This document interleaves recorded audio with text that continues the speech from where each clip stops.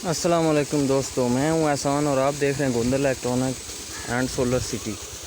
दोस्तों ये एक प्रोजेक्ट हमने लगाया।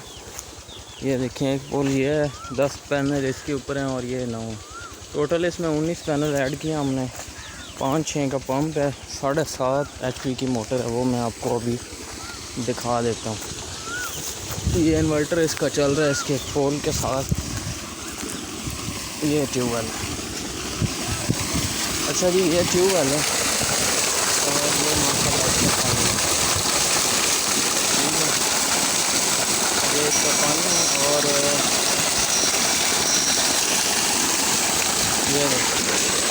ये जनाब मोटर है। इसके ऊपर इसकी एम्पेयर चल रहे हैं लीटर के ऊपर, आप लोग कितने भी दिखाते हैं।